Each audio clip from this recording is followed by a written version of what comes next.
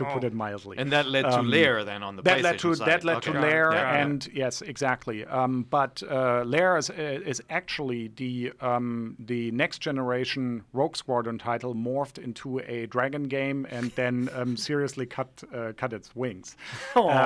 Because there was of course a next generation Rogue Squadron game, and it never was. I don't think it ever was meant to be for a Nintendo platform. It started out, as you might remember, it leaked from LucasArts that we were working on a trilogy compilation, right? In the day, and that was actually for the Xbox. For the first Xbox.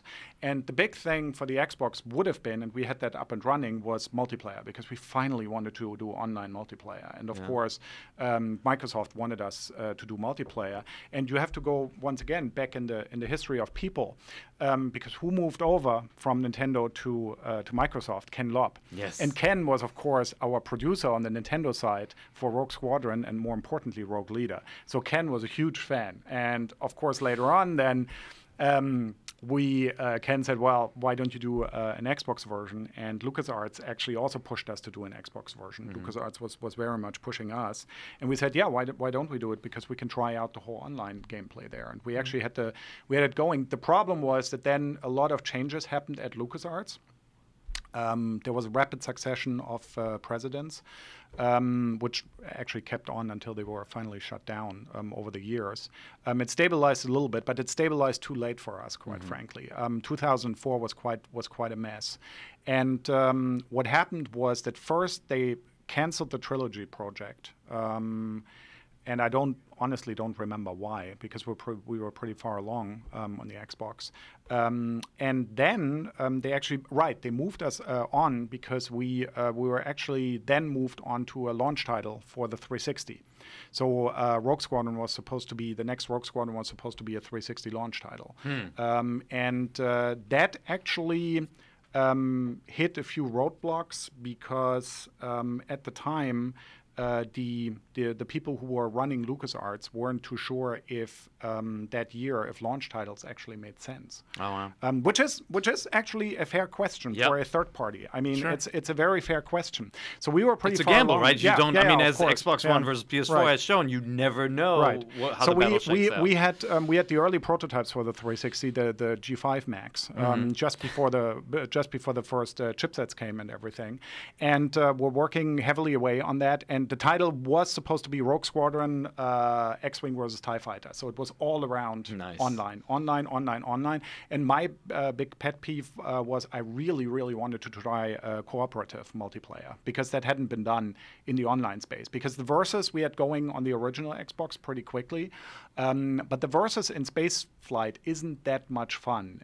That's why our whole pitch was, it was much more about groups, because it's always about Rogue Squadron, right? So you would be Red 5 together with the Reds essentially attacking, and then there would be the Imperial side, and that would be the two factions duking it out in essentially the movie battles and then additional battles from our side. So it would have given us the chance to do a next generation graphical version of some of the battles which we had done before, and also then really, really explore new gameplay.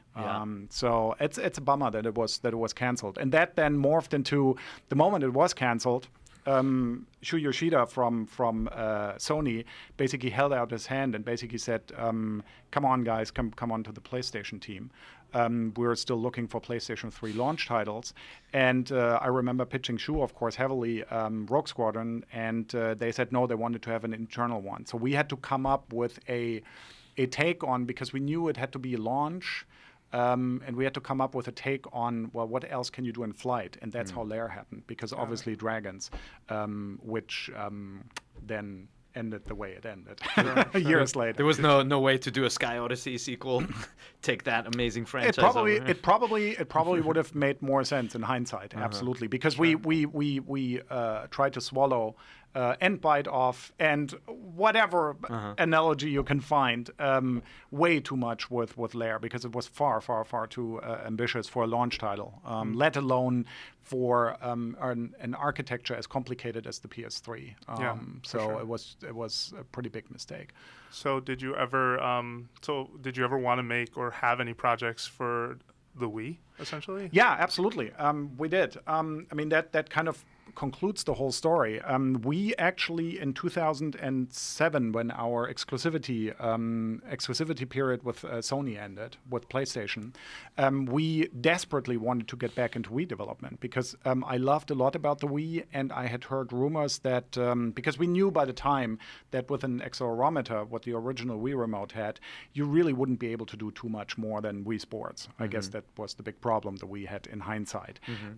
So it really needed the gyro, which came with the Wii Motion Plus. And of course, we had our old trilogy project, which we had 50% done, which was basically putting Rogue Leader and Rebel Strike with new content, with fixing some of the mistakes, redoing completely cameras and everything. We had that back then for the Xbox pretty much going. So, but we had it in the old code base, so it also ran on the GameCube. So we glossed over Rebel Strike a little bit, but Rebel Strike, for those who haven't played it, it has the awesome flying missions from Rogue Leader, but then it has the not so awesome in hindsight. Yes, the character Robotron stuff. type kind Robotron of shooter, right? Yeah, the Robotron type shooter stuff came about because both Brett Toasty and I myself, Brett from the LucasArts side, essentially we were total Robotron nuts. And to this day, it is the greatest game ever made, and Eugene Jarvis is God. But that doesn't mean you should use its mechanics ever in a Star Wars game. Ever. Don't do it. So that didn't Stay work. away from it. So that didn't work. For the Wii version, you took that out, or like how did you massage it? How did you change no, it? we didn't massage it. We literally, because the level designs were actually were okay. We redid the camera completely. We redid the cameras. We redid the controls. For the Wii version, what was really cool was so we wanted to support every single control that you could imagine. So for the flight sequences, you would, for example, choose to have the Mario Kart wheel to actually control your X-Wing, together with a balance board, which would control the pedals.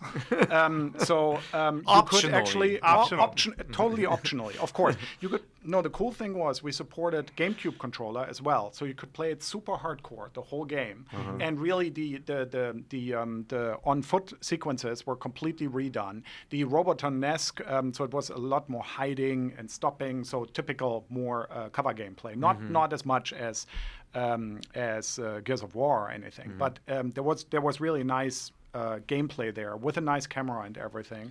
And so we did that. We had the speeder bike stuff, for example. You could finally do you could do the right way, which means you had ramps, you had jumps, you had complete racing courses for the speeder bikes. You had the forest sequence where you could bump into the other guys.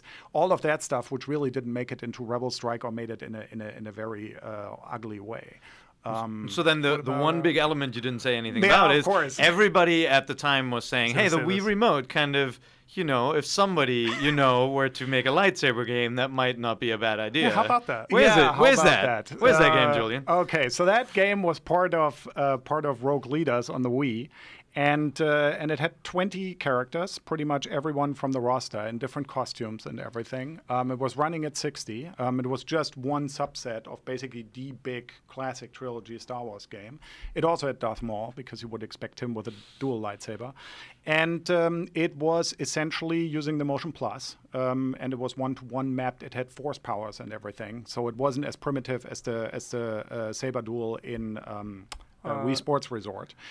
So you had, as a modifier, so you had the one-to-one mapped combat. You had way more the ducking and the dodging and everything was much more sophisticated, because they essentially reduced it down in Wii Sports Resort to a very primitive version. And we had that pretty much well figured out.